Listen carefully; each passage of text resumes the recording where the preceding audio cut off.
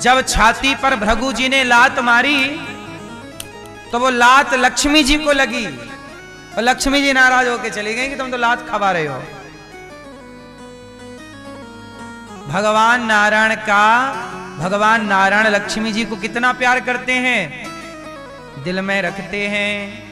आपके पति आपको कहां रखते हैं? हैं?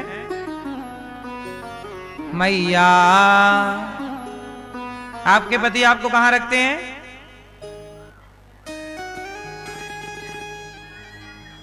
दिमाग में रखते हैं।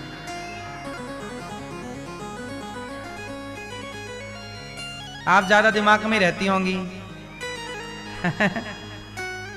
दिल में भी? हाँ, नहीं आप तो अच्छी हो मेरी माँ। सुनो, नारायण अपनी पत्नी को अपने हृदय में रखते हैं। लक्ष्मी जी यहां रहती हैं और लक्ष्मी जी नारायण को कहां रखती हैं? लक्ष्मी जी अपने हृदय में रखती हैं। इसलिए जब राधा जी को गरम गरम दूध रुक्मणी जी ने पिलाया तो भगवान कृष्ण के चरणों में फफोले पड़े थे, क्योंकि राधा जी के भीतर हृदय में भगवान है और भगवान के हृदय में लक्ष्मी है। इसका मतलब यह है कि पति पत्नी दोनों को अपने एक दूसरे के हृदय में ही रखना चाहिए। और अपने हृदय में रखने का मतलब ये नहीं है कि आप यहां पर छेद करके फिर बिठाओ।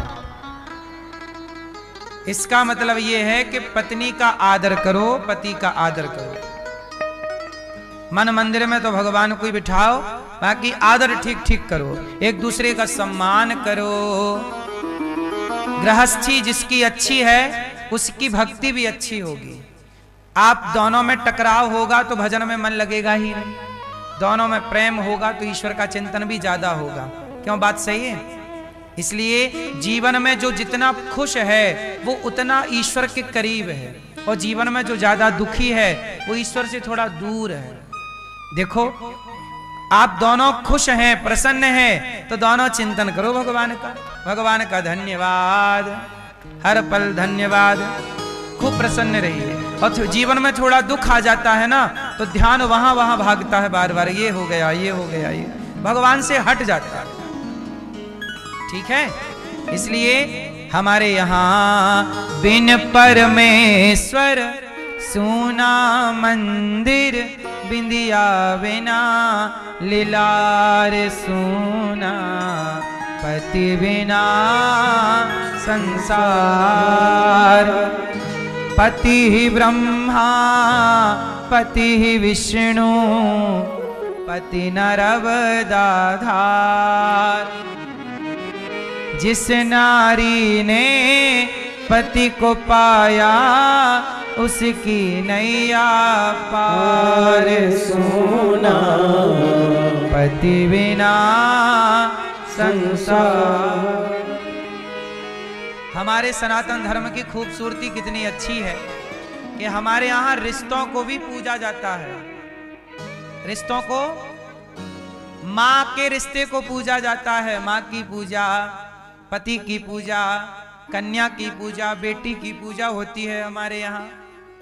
धरती में और कहीं बेटी की पूजा नहीं होती, धरती में और कहीं माँ की पूजा नहीं होती, धरती में और कहीं पति की पूजा नहीं होती, लेकिन सनातन में सबकी पूजा होती है। हर रिश्ते का सम्मान है।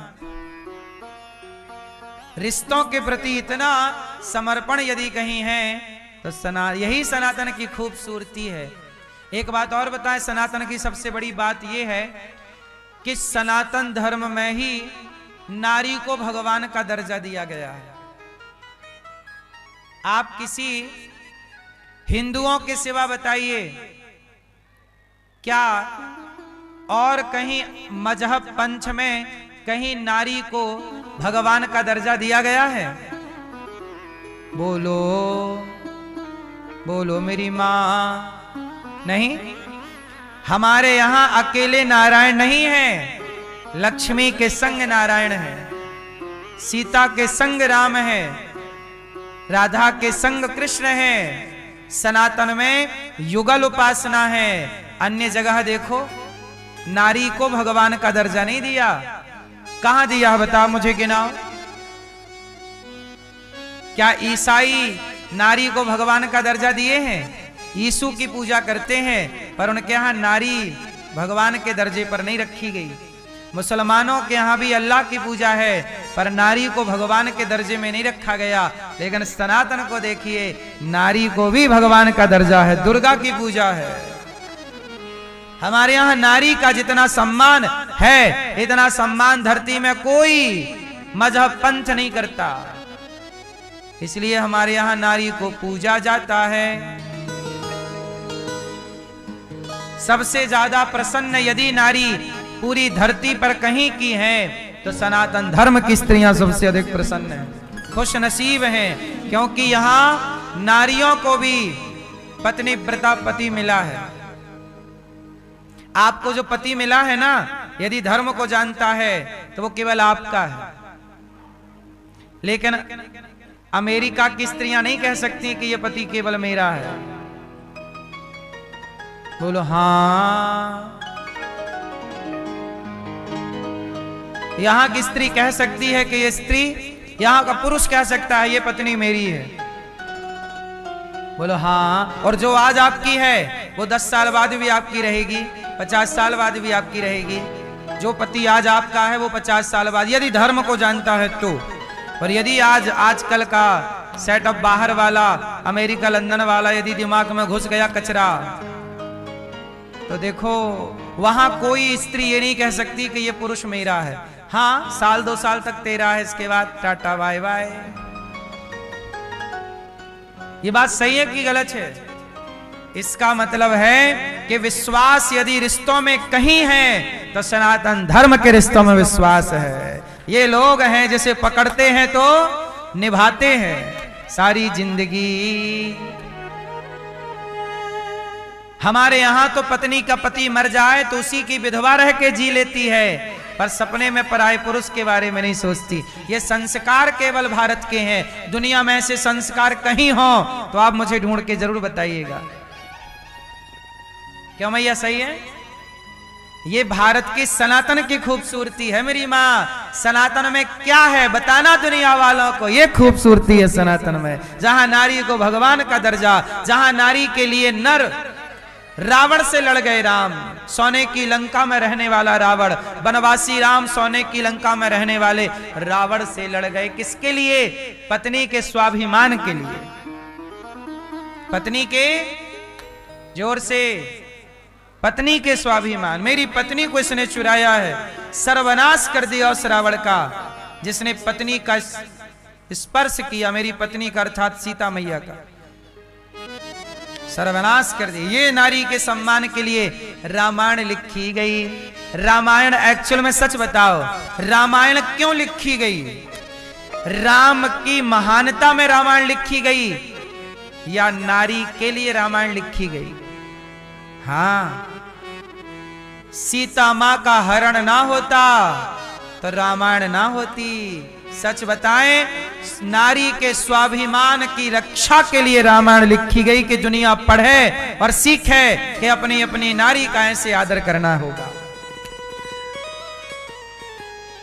ये सनातन है मेरी मां। इतना आदर है सनातन में नारी का। इसलिए कहते हैं कि आप भी ऐसे ही रहा करो मेरी मां, कि लोग आपका आदर करें, है ना? नारी का आदर है, लेकिन नारी भी कई तरह की हैं। सीता जैसी नारी भी है, सूपनखा जैसी नारी भी है। तो आपको कैसी नारी बनना है? यदि आप सीता जैसी नारी बन के रहेंगी तो समाज सदा आदर करेगा। और यदि आप सूपनखा के रास्ते पर चल पड़ोगी ना मेरी मां, तो फिर नाक ही कटेगी। फिर ना कहना कि हमारा आदर नहीं किया, हमारा तो सम्मान नहीं किया। क्योंकि यहां सम्मान सीता जैसी नारियों का है, अहिल्या जैसी नारियों का है। सूपनखाओं की तो लक्ष्मण जी नाक काट देते हैं, और ताड़का जैसी नारियों को तो राम जी बोलो क्या करते हैं? तार देते हैं। इसलिए पति ही ब्रह्मा पति ही विष्णु पति नरवदाधार। जिस नारी ने पति को पाया उसकी नैया पार सुना। पति बिना संसार। अब एक रिश्तों के लिए मैं एक छोटा सा भजन सुनाऊंगा जिसको केवल सुनना है। आप सब ध्यान से सुनिएगा और जीवन को रिश्तों को मजबूत करने में शायद ये मेरी बातें ये भजन आपके काम आएगा। सुनिएगा। ओ भक्तों, हमारी मैया राजस्थान से हैं, जयपुर से, और ये भजन भी राजस्थान का ही है। ये पूरा राजस्थान में था, फिर मैंने इसको हिंदी में लिखा ताकि हिंदी में सबको समझ में आए। राजस्थानी भाषा में तो केवल राजस्थानी लोगों को समझ में आता, सबको समझ में आए, इसके लिए मैंने इसको राजस्थानी भाषा से हिंदी में ये दास अनिरुद्ध ने लिखा है। ओ भक्तों, स्वर्गा से आयो है संदेश, बुलावो आग्यो राम को। जब आपका बुलावा आएगा, ये भजन तब का है जब बुलावा आ जाता है भगवान का। मैया, जब आपका बुलावा आएगा तब आपको पता लगेगा 1 मिनट की कीमत क्या है। अभी तो आप लोग लड़ झगड़ के समय काट लेते हैं, लेकिन जब समय खत्म हो जाता है तब पता लगता है कि 1 मिनट की वैल्यू क्या है। तो ये वो भजन है जो ये बताता है कि अब 1 मिनट बचा है, अब क्या करें। भक्तों, स्वर्गा से आयो है संदेश, बुलावो आग्यो राम को। भक्तों, स्वर्गा से आयो है संदेश, बुलावो आग्यो राम को। भक्तों, स्वर्गा से आयो है संदेश, बुलावो आग्यो राम को। भक्तों, स्वर्गा से आयो है संदेश, बुलावो आग्यो राम को। बुलावो आग्यो राम को। हाँ, बुलावो आग्यो राम को। भक्तों, स्वर्गा से आयो है संदेश, बुलावो आग्यो राम को। भक्तों, स्वर्गा से आयो है संदेश, बुलावो आग्यो राम को। अब देखो, बुलावा आ गया। सबसे पहला बुलावा पिताजी का आया। पिताजी जाने लगे तो पिताजी ने मरने से पहले यमराज जी से कहा, जरा 1 मिनट दे दो, मैं अपने बेटों से कुछ कह दूं। क्या कह रहे हैं? 1 मिनट की मोहलत दे दो, करूं बेटा से बात। 1 मिनट की मोहलत दे दो, करूं बेटा से बात। 1 मिनट की मोहलत दे दो, करूं बेटा से बात। बेटा से बात करना है यमराज जी, 1 मिनट का टाइम। बेटों को बुलाया और बाप बोला, भाई भाई प्रेम से रहना। ए भैया, अब मैं जा रहा हूं, पर तुम दोनों आपस में प्यार से रहना, लड़ाई ना करना। आजकल सबसे ज्यादा लड़ाइयां भाइयों की हैं। एक दूसरे का खून बहा रहे हैं, एक दूसरे पे कोर्ट केस कर रहे हैं। काहे लड़ रहे हो? प्यार से रहो। भाई भाई प्रेम से रहना, भाई भाई प्रेम से रहना। जाना है सबको उसके पास, बुलावो आग्यो राम को। भाई भाई प्रेम से रहना, जाना है सबको उसके पास, बुलावो आग्यो राम को। प्यार से रहो, लड़ाई नहीं। तो आप कितने भाई ऐसे हैं जो प्यार से रहते हैं? कि आपके भाई के साथ कोई कोर्ट केस वगैरह लड़ाई तो नहीं चल रही है? प्रेम से रहो। हाँ, 1 मिनट की मोहलत दे दो, करो बहू से बात। 1 मिनट की मोहलत दे दो, करो बहू से बात। किससे बात? हाँ, 1 मिनट की मोहलत दे दो, करो बहू से बात। बहू से बात। सास बोली, बहू रुक जाओ, मैं जो कहती हूं ध्यान से सुन लो। सास बोली, 1 मिनट की मोहलत दे दो, करो बहू से बात। मैं तो मारो धर्म निभा दी, मैं तो मारो धर्म निभा दी, बांध के रखियो ये परिवार। बुलावो आजो राम को, मैं तुम्हारो धर्म निभा दी, बांध के रखियो ये परिवार। बुलावो आजो राम को। सास ये कहना चाहती हैं कि बहू, अब ये परिवार की अखंडता तुम्हारे हाथ में है। मैया, आप लोग चाहो ना तो घर में कोई विवाद ना हो। सही है ये बात की गलत है?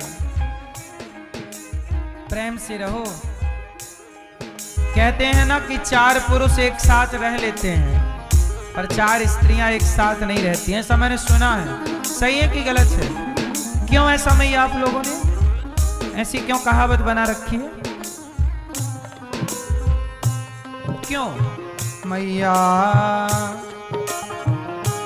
क्यों नहीं रह सकती हो आप, ये बताओ। सास, देवरानी, जेठानी और एक ननंद, 4 प्रेम से रह लेती तो आपका घर स्वर्ग हो जाता। और जिस घर में स्त्रियां प्रेम से हैं, उसी घर में या तो भगवान का या तो भगवान के भक्त का जन्म होता है। अच्छे लोग आते हैं उस घर में। और जहां आप लोग ऐसे ही लड़ाई झगड़ा, भगवान भी बोलेंगे, कोई भक्त तुम्हारे घर क्यों आएगा?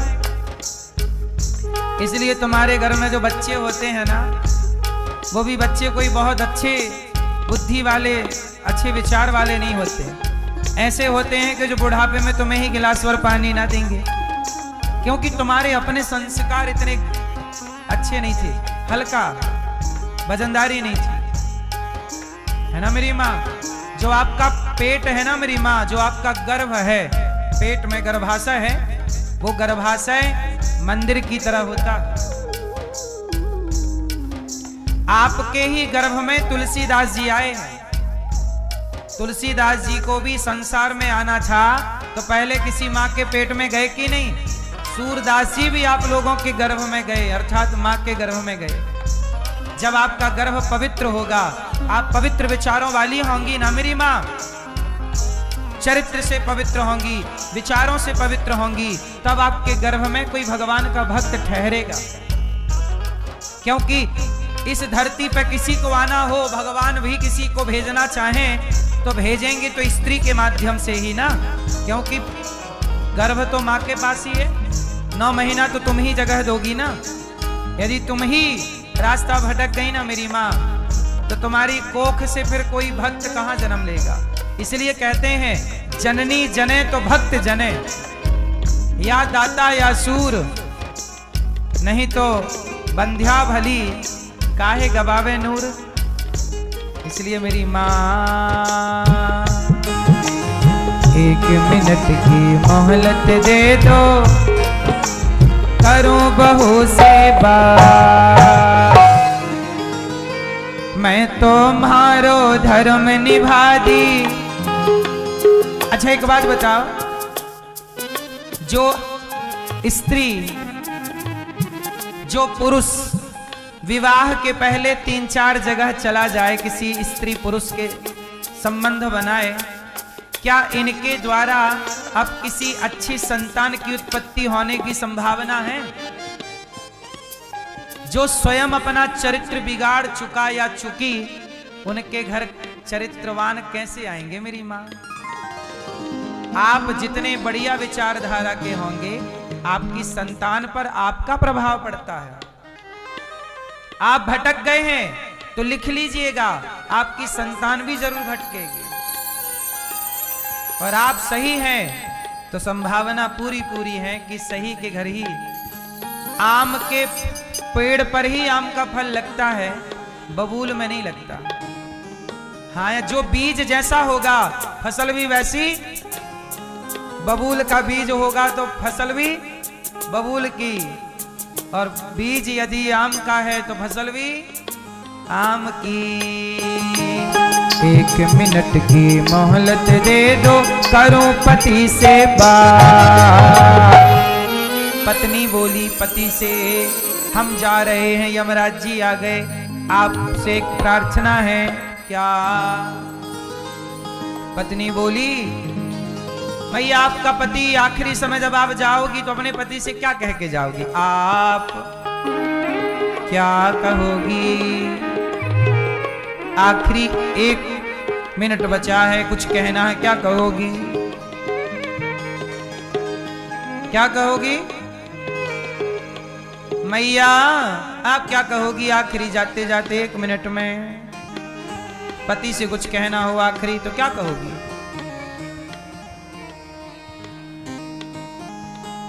क्या? गोल गोल तब गोलमाल है। मैया आप क्या कहोगी?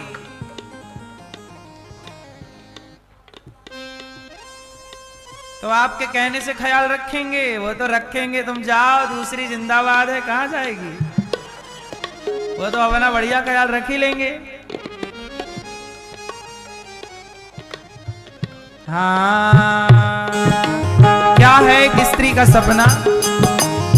1 मिनट की मोहलत दे दो, करूं पति से बात। रोली सुन रहे हो पति? पति महाराज सुनो।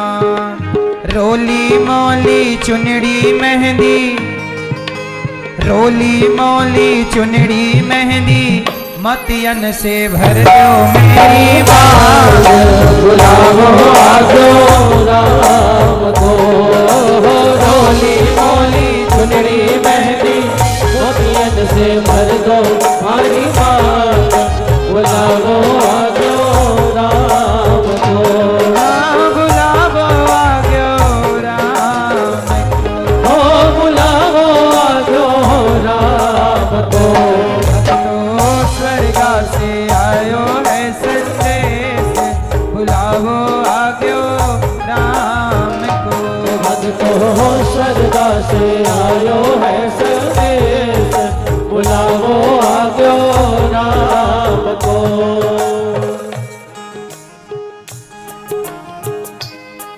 हाँ,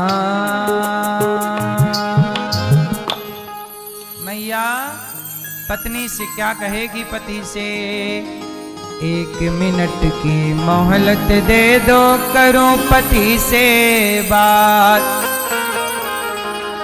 रोली मोली चुनड़ी मेहंदी, मोतियन से भर दो मारी मांग। बुलावो आग्यो। इसलिए पति लोग मेरी बात ध्यान से सुने। आप लोग अपने पत्नी की मांग वांग कभी भर देते हो बीच बीच में कि नहीं? हैं दादाजी? आप पत्नी कहाँ आपकी? कहाँ? ये तो आप भी कभी मैया को सजाया करो, श्रृंगार किया करो, मांग भर दिया करो। हैं? हैं? शौक नहीं है? नहीं, मेरी मांग भरने का शौक नहीं है? मांग भरने का शौक नहीं है? हैं? पति भरेंगे आवाज से, रोज ये लगाया करेंगे मांग में सिंदूर, क्यों? फिर पति को भी पत्नी का ख्याल रखना चाहिए, नहीं रखना चाहिए? फिर कभी मांग भर दो, कभी श्रृंगार। राम जी सजा रहे हैं सीता मैया को, बालों में फूल लगा रहे हैं, फूलों की माला। राम जी सीता जी का श्रृंगार करते हैं।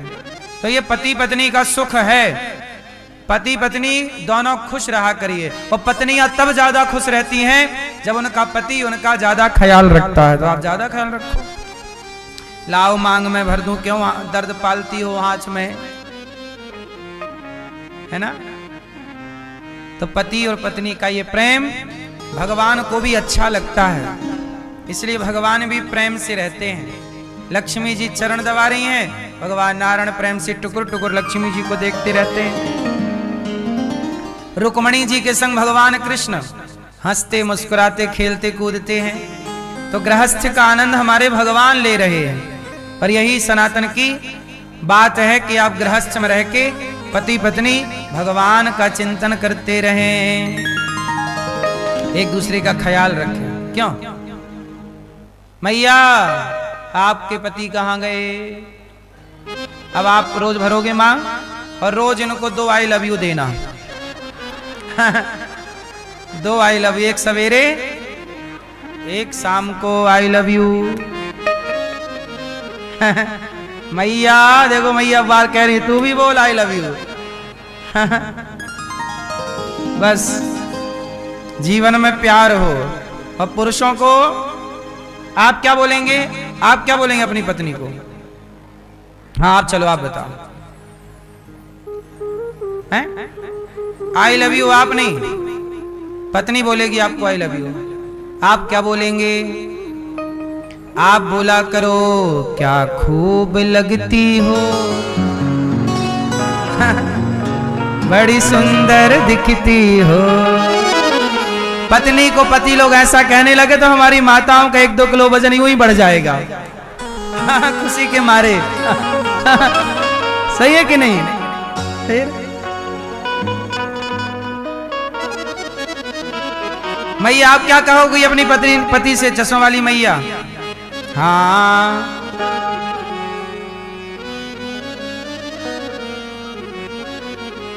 नहीं, मिलके रहो। बोलना क्या है? I love you.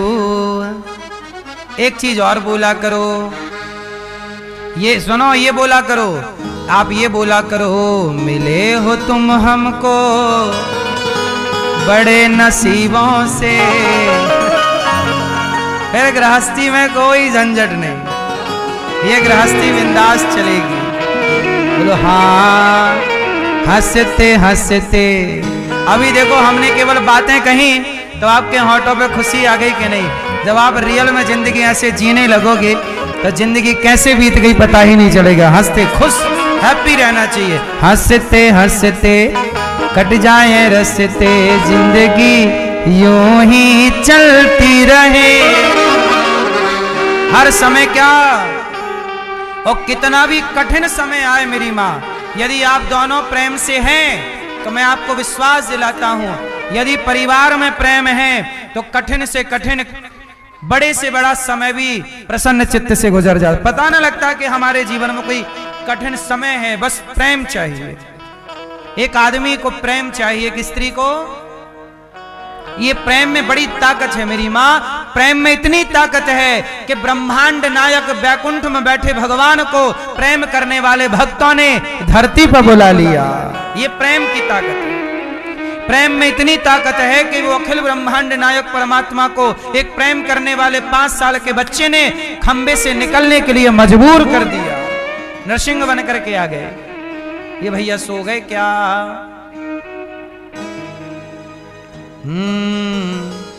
जो जो जो जो जो सो गए। पत्नी कहाँ आपकी? उन्होंने सब सुन लिया, आपने कुछ सुना ही नहीं। तो आपके वाला पूर्ति कौन करेगा? इनके वाला तो ये कर देंगी।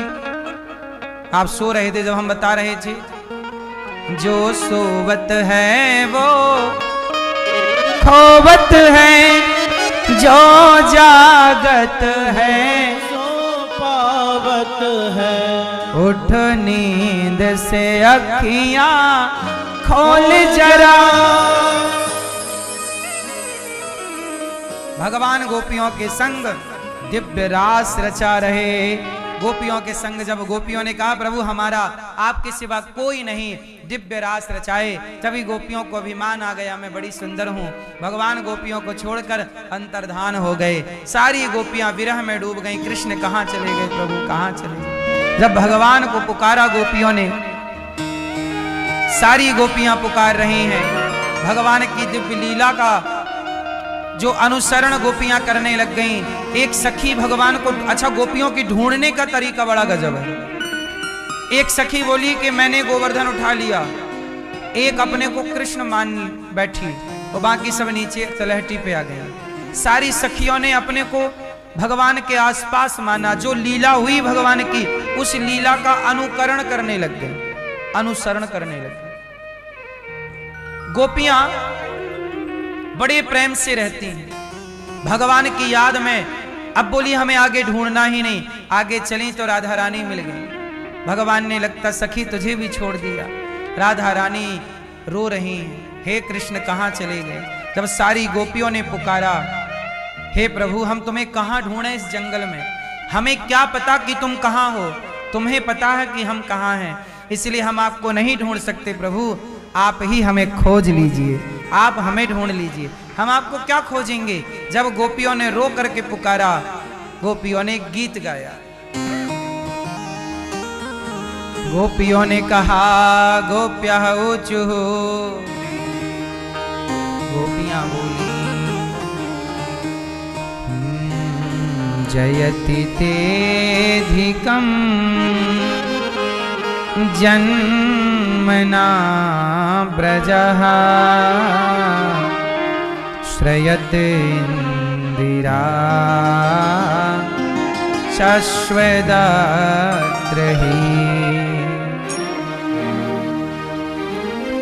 दयति दृश्यतां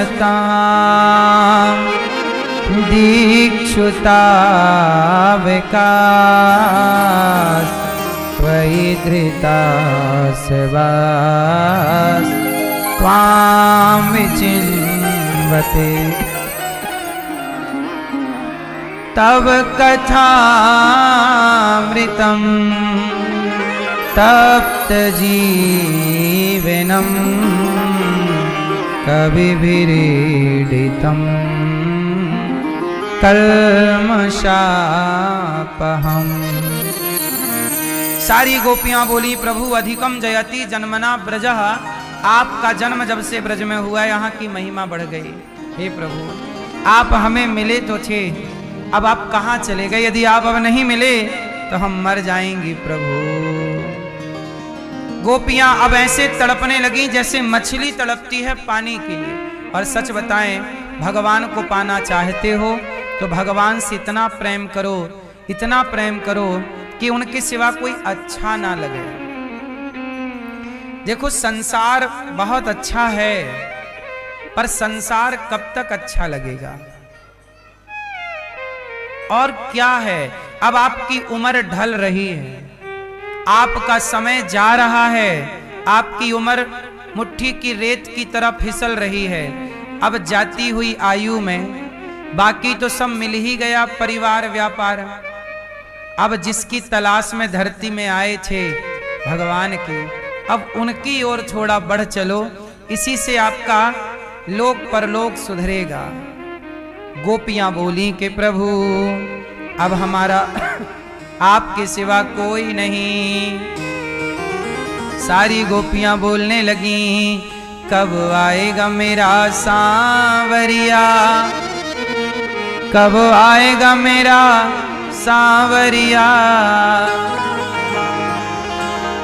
कब आएगा मेरा सांवरिया, कब आएगा मेरा सांवरिया,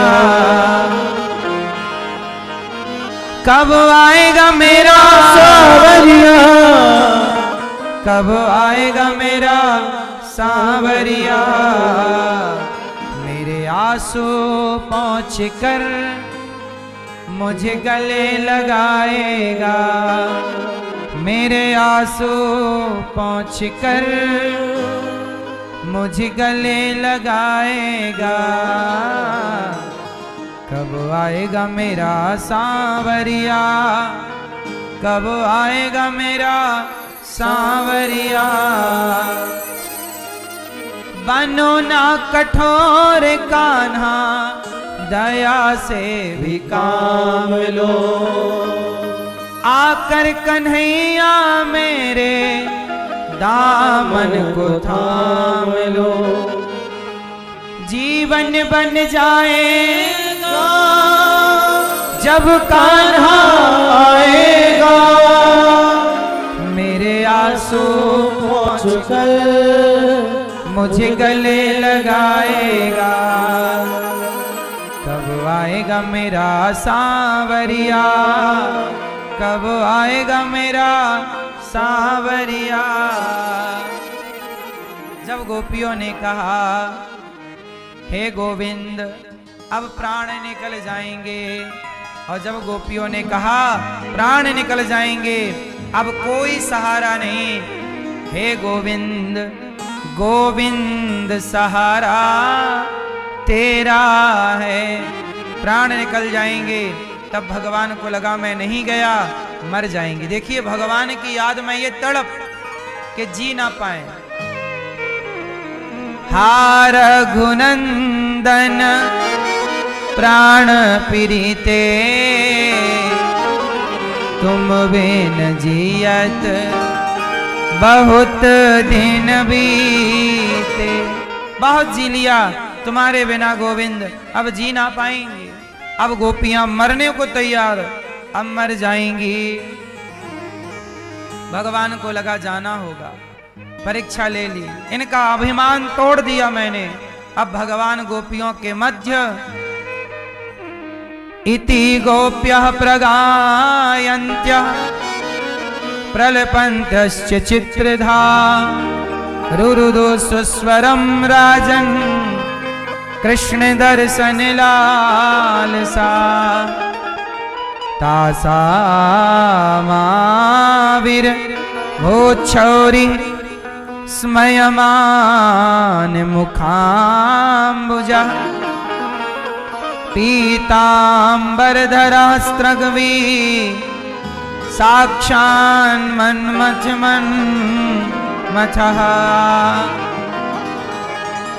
जब गोपियों ने पुकारा प्रकट हो गए भगवान, और जब गोपियों ने देखा गिर पड़ी चरणों में, प्रभु हमें छोड़कर ना जाइए। जितनी गोपियां थीं उतने कृष्ण बनकर और दिव्य सखियों के संग महारास हुआ। ये रास क्या था? कोई भोग विलास की लीला नहीं, जीवात्मा और परमात्मा का मिलन ये रास था। जन्म जन्म की गोपियां, जन्म जन्म के भक्त, युगों युगों से इंतजार करने वाले वो भक्त जो भगवान को पाने की कठिन घोर तपस्या में लगे थे, आज सबको भगवान ने गोपी बनाया और सबको अपना दर्शन देकर सबको निहाल कर दिया, सबको कृतार्थ कर दिया। ये रास क्या है? मिलन है। किसका? जीव का। और जब मैं ईश्वर से मिलूंगा, जब आप भगवान से मिलेंगे, उस मिलन का नाम भी रास होगा।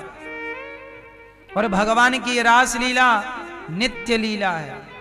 आज भी निधिवन में ठाकुर जी भगवान श्याम सुंदर आज भी रास रचा रहे हैं, और भगवान अपने बैकुंठ में सदा वहां रास रचाते हैं। इसलिए जब नरसिंह जी भगवान के पास गए थे, शंकर जी लेकर गए, उस समय भगवान रास ही रचा रहे थे।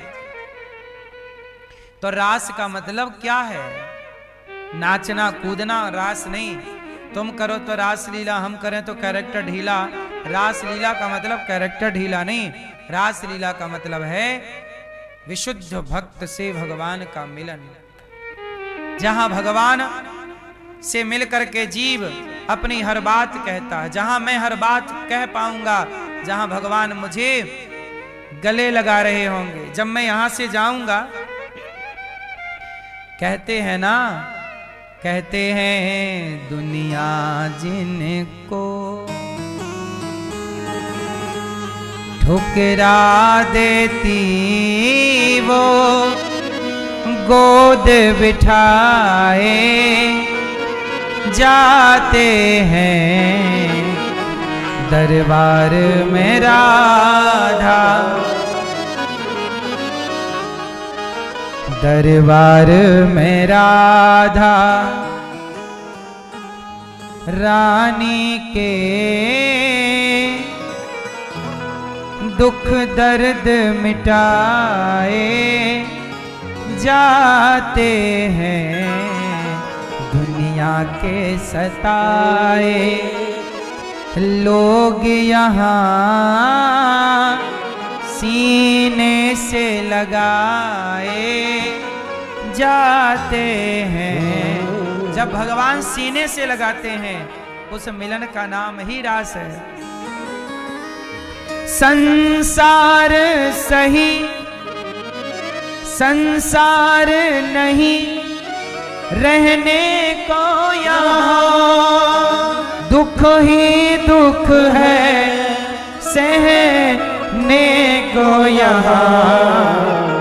भर भर के प्याले अमृत के यहाँ रोज पिलाए जाते हैं, दरबार में राधा पल पल में आस निराश भरी, दिन दिन भटकी पल पल घटती, दुनिया जिनको ठुकरा देती वो गोद बिठाए जाते हैं, दरबार में। तो जब भगवान से आप मिलोगे, हम मिलेंगे, जब भगवान हमें प्यार कर रहे होंगे, गोद में बिठा के गले लगा रहे होंगे सीने से, जैसे माँ बच्चे के गालों का चुम्बन करती है, ऐसे जब भक्त संसार में आप अच्छा काम करके जाओगे, तुम्हारे गालों को भी चूमेंगे भगवान। वो मिलन है, वो मिलन का नाम रास है। लेकिन दुनिया के भोगी विलासी लोगों ने उस रास को अपने नजरिए से देखा और रास लीला को भी कैरेक्टर ढीला बता दिया। हाँ कि ना क्यों मैया। भगवान गोपियों के संग दिव्य महाराज, जितनी गोपी उतने कृष्ण, हर गोपी के संग एक कृष्ण।